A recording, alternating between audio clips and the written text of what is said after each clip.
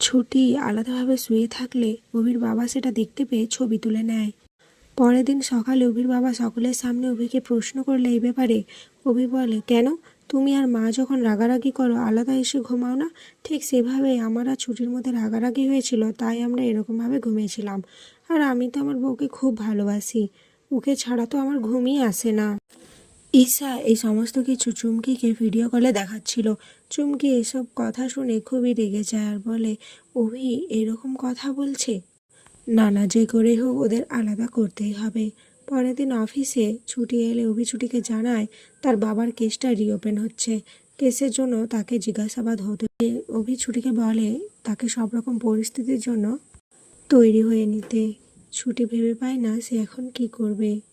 আর এখানে আজকের পর্ব শেষ হয়ে যায়। তো বন্ধুরা, তোমাদের কি মনে হয় ছুটির সমস্ত বিপদে আপদে অভি থাকবে তো ছুটির পাশে? অবশ্যই কমেন্টে জানিও।